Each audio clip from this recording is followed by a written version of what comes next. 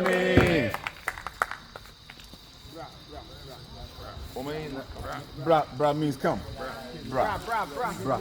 Po, go. Bro.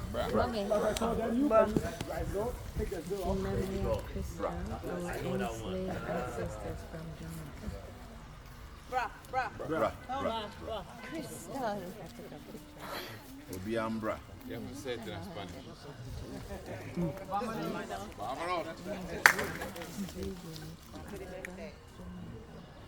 Okay. What's your name? In memory of Crystal. Ago. Amen. Ago. Amen. Ago. Amen. You look so beautiful. You're black. Yes, Black is beautiful. Black is beautiful, and but for us blacks, we don't crack. Yeah. You basically welcome home. You welcome to the central region of Ghana, at St. Mansour Slave Market and the Riverside. My name is Kofi Ameni. Born on a Saturday. Friday. Yes, Kofi, and you know Kofis were born on Friday, but the other part of Kofi is what you don't know. Because in Ghana, Fridays are always the best. And I'm going to be your site guide. But before we start with the tour, we will be observing a minute of silence for all our brothers and sisters who lost their lives during the trade. On the Middle Passage, through segregation, through discrimination, through racism, through police brutality, and other cause of death that wasn't the fault of our ancestors. After which I would say, may their souls rest in perfect peace. And all of us will respond by saying Ashe, which basically means may it come to pass. So please, can we all observe a minute of silence?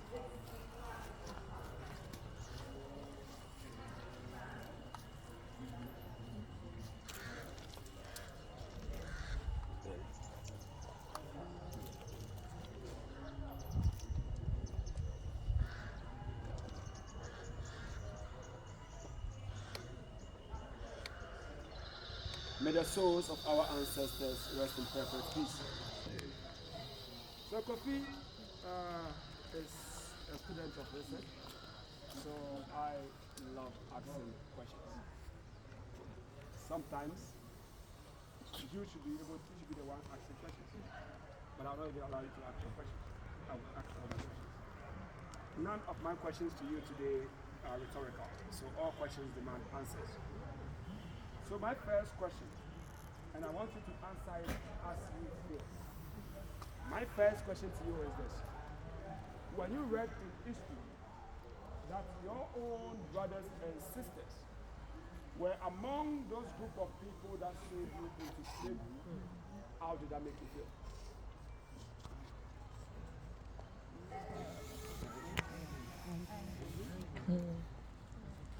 Betrayed.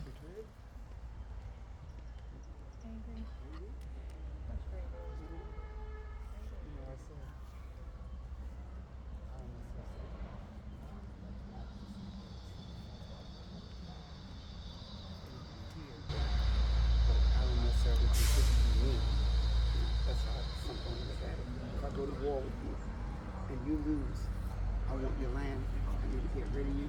White man come and say, hey, it's a way to get, I'm getting rid of you. I mean, that's how I see it. That's how I say it. What up?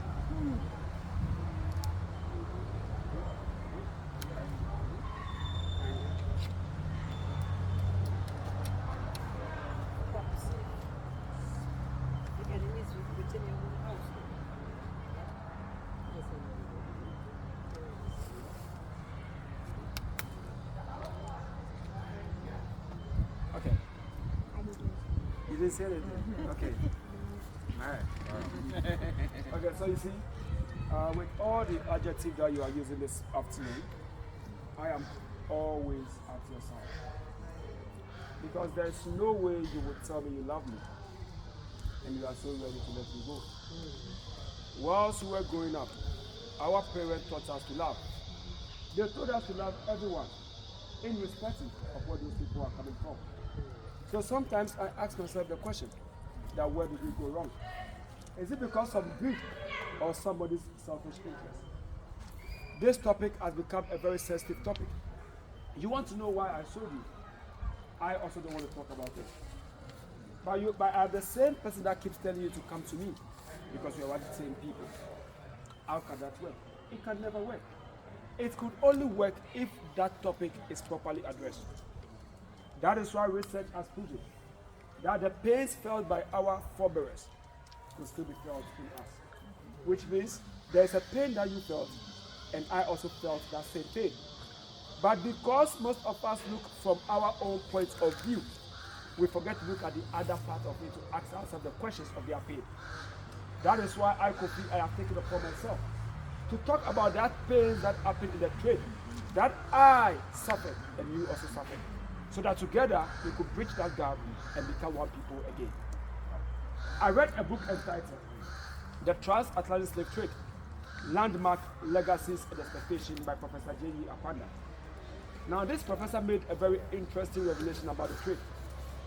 The professor stated that 1% of the indigenous Africans supported the trade. 1%.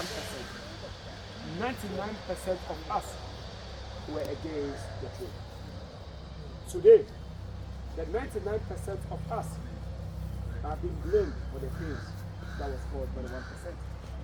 And when I see you as a sister, I want to speak to you, but I'm scared of how you're going to treat me. Likewise, you also want to talk to me, but that story is making you not really trust me. And for us being African, we can never come together. But if we are able to understand the same pain that we share, that's the first point of us coming together. And to understand that pain, I'm going to present you with two scenarios. You're going to choose one and tell me why you go for it. Mom asked your son, I kept you one evening, and I told him, Mommy, my sister over here has organized a birthday party, and she wanted me to be the MC for the program. You know, all my life, this is what I love doing. I have never had a bigger platform like what she is offering. The contract is so good, I'm going to have so much money. So when I read about the monetary part, I felt in love with the contract. But I can't take my own decisions. So I came back to Mommy and said, Mommy, this is the contract. Let's review it. If I could go, just let me know. But when you read the contract, you realize that the place at which the event will be organized will not be safe, and it's not going to be good in my interest. You cannot lose your son for money. So you told me, Kofi, I will not let you go because I'm scared of what can happen. But I was also able to come over to convince you for you to accept me. And later you told me, son, you're going to go, but make sure you come home early. Fortunately for you, when I went to the event, it was telecast live on the television. So Mom, you watched me displaying. I made you so proud. Everyone was mentioning my name over there. You just wanted me back home for you to say, bravo, son. So a few hours, you heard a knock on the door. Kofi had a special way of knocking. So immediately you knew that knock, you knew your son was home. So you were so happy to welcome your son. So you went over to open the gate to welcome your son. And to your surprise, someone presented to you the dead body of me. That your son, who you felt it could happen, is dead, and this is the body. The second scenario, all things being equal, I went to that same birthday party, but this time, I never came back, and you never saw me again. These two, to choose one, which one would you go for, and why? The body is for closure, and the other one is for hope. Which one would you go for? Closure. Some people go for the open because there's always hope. So we have closure and we have hope. Yes, so I think I have two questions answered at the same time. So I'll also add my input to it. For me, in as much as I love hope, but I can't. I would always go for closure. Because the pain of not knowing, the prolonged aches and pains of not knowing, is going to cripple me. I'll be waking up every morning opening the gate. Hey, my son is coming home. Even when I am eating, I'll be saying to myself, what is my sanity? When I fall sick, I'll not be thinking about myself. I'll be asking myself, what is my son going through? It is this aches and pains that is why most of us go for closure. So if with the aches and pains we are going for closure, have you thought of the 99% continental Africans who have their brothers and sisters in you stolen and taken away from us? Nobody brought to us your dead bodies for us to have closure. No. But we have been through in aches and pains for over 400 years now. So my question to you this afternoon is, how do I get my closure? The only time I could get my closure is a day today for you to have come back home. So you're coming here, you are giving closure to millions of your forebearers. You are also giving peace to this land. And you are also giving closure to us. So you're coming here, it's a spiritual journey. You never planned to be here. It was planned for you. Asen Manso was one of the slave markets that existed during the slave trade. It wasn't the largest, but it was the busiest. Asen Manso was relying on captives that was brought from the northern borders of the country. In chains and in shackles, they had to make a 700 miles walk from the north to Asen Manso. The journey from the north to Asen Manso was the most difficult of journey our ancestors ever endured, because they were marching through the forest belts of our country. Majority of our ancestors were exposed to so many dangers. Some died along the stretch. Some gave up because of the pain that they are enduring. When they were marching all the way from Asen Manso, from the north to Asen Manso, they got to a river, which is 20 miles from here. And I'm sure you saw that river, the Bra River. Our ancestors walked for over 7 months without properly drinking nor properly eating. They got to that river. In my thinking, I always believed that when they saw that river, they only said to themselves, let's drink from that river. But none of them drank from the river. The only persons that drank from the river was those that drowned in the river. Our ancestors were lowered in that river and they were killed in that river. Many of them would want to give up because of the pains that they were going through. But they keep hearing voices of those that have died, telling them to cross that line. Every step of the journey was a step of uncertainty. You know what you are about today, but the next second, you cannot even tell how it is. I don't even know how our ancestors were able to psych themselves and go through this journey. But gradually, they persevered until they got on this land. When they got to this land, most of them were so tired. It was in here that we were properly fed. They wanted our ages, but did not have friends to tell them our ages. So they derived a technique in checking our age by using a device called the speculum oris. Into our mouth, open our mouth, count our teeth to forecast our ages. Broken bottles was used on us to shave us, just for us to look attractive. After the shave, we were being made to walk to the slave river in order for us to take our last bath. We went through our first auction and we went through our first branding. But those of our ancestors who could not continue with the journey are those that were killed and buried on this land, from the edge of the grass all the way to the river. So we are standing on the graves of our fathers. That is how you are coming through the main gate. The gate looks very short. So most of you came through like this. Yes, unconsciously, you have already paid your respect to the land. The few ones that were able to continue with this journey are those that were distributed along the 3 dungeons: Fort Amsterdam, Cape Coast, and Elmina. Now note, during the trade, no sibling were ever allowed to share the same dungeons. It never happened. Because all that they needed was to separate us and separate us from them. Our ancestors stayed in the dungeons for 3 months, awaiting the return of the slave ship.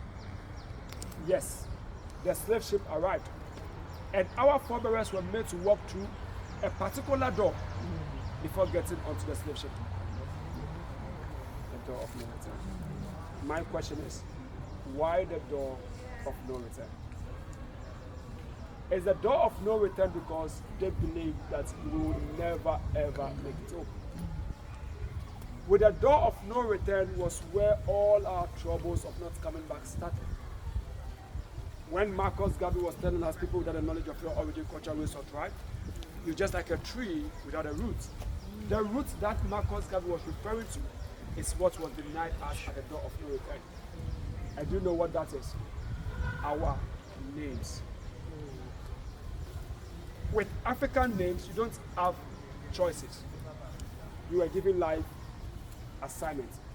So your name should correspond to your community, your destiny, and your friends, and your family. So even if I don't know where you're coming from, and you mention your name to me, I should be able to tell you where you're coming from.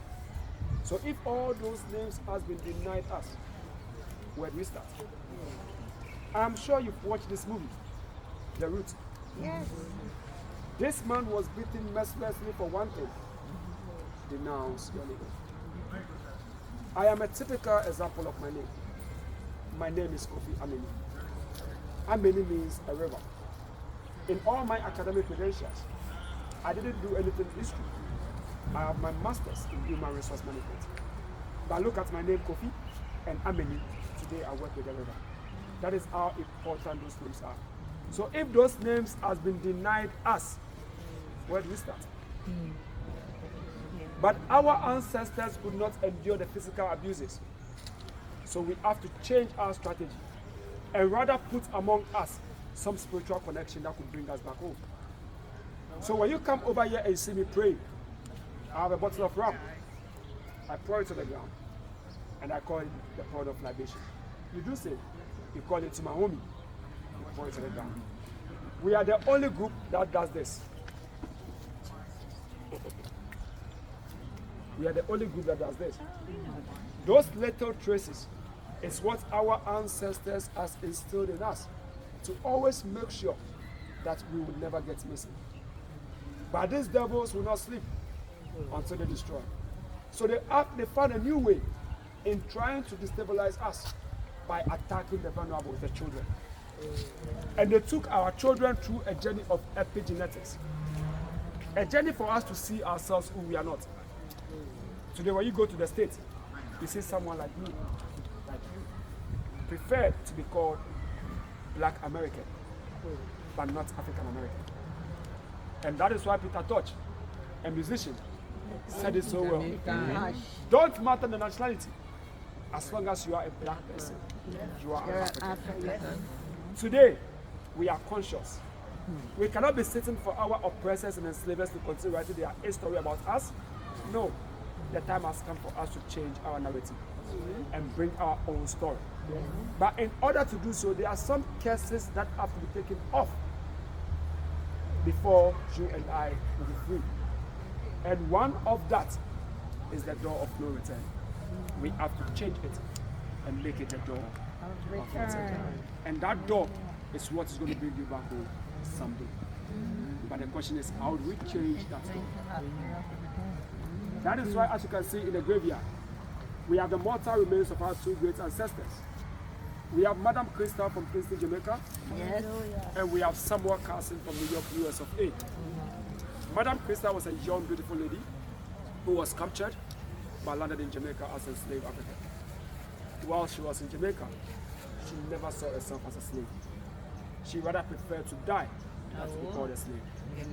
While she was in prison, she decided to stab herself to death in an attempt to push for this thing to stop. But when she decided to do so, she endured the punishment of her life when she had her teeth all chiseled out in an attempt to force her to flee. But this lady was so determined to stand for something than dying for nothing. We lost her in 1830. And while she was about to pass on to our ancestors, this is what she said: "Bring me back home someday." I am not sure she knew she would, but some way, somehow, she did. Indabedor is Samuel Carson, the first African American without any formal education. Landed in the U.S. Navy, served the Navy with all his strength and might. Whilst he was in the Navy serving, he was seen as an American.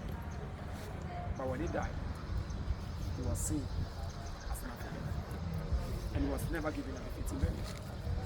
So on the 31st day of July 1998, the two mortal remains of our ancestors have to re-enter the country through the infamous door of no return of the Cape Coast Ranches. On that day, the sun was shining. It was raining. There was thunderstorms. The sea was so loud, roaring, and mentioned names of our ancestors.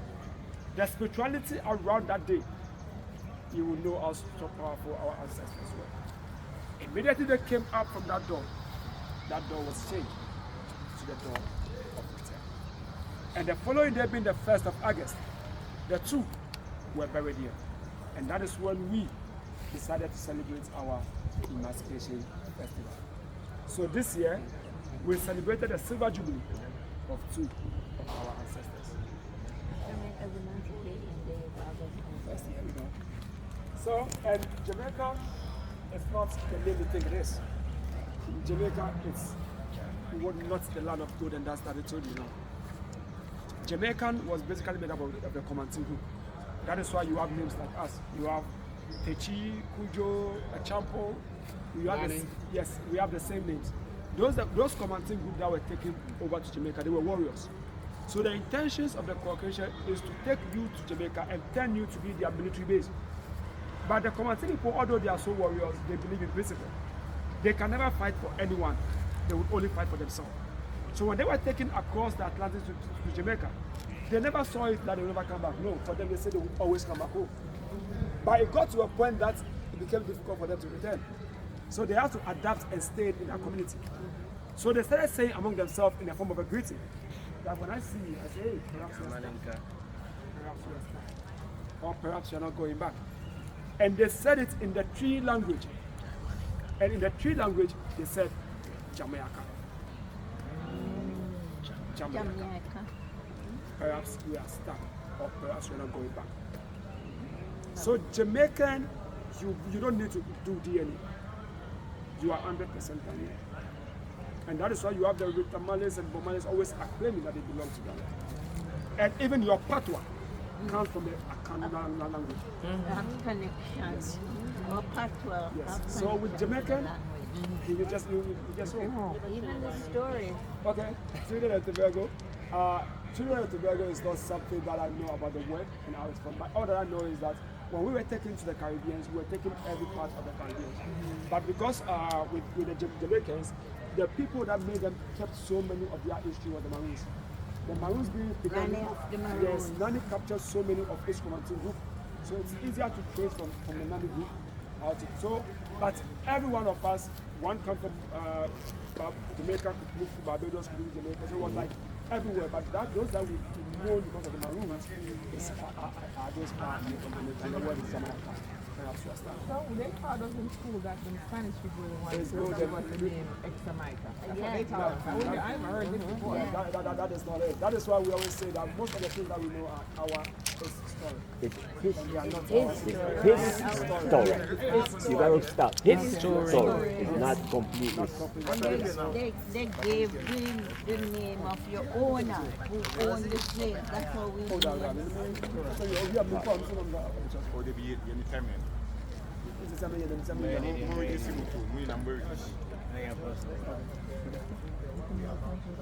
No. Okay, so So I was saying that when they take you to Jamaica, you automatically get the name of the owner who owns you. That's how we get Smith, Right. and the Pennies and all those names because they had owned the slaves. yes. So in 2019, the Prime Minister of Barbados also decided to have a representation on this land. So she also excavated most slave cemeteries from Barbados. And all the bones that she had, she got into a beautiful casket all the way from Barbados. As a prayer to me. Immediately after the burial, groups also petitioned to be here, and we give them a chance to have their ashes on this land. The trade was abolished in 1808, but not slavery. Slavery has not been abolished. It has rather evolved to a new form. We have moved from slavery in chains and shackles to mental. So let's make a short one.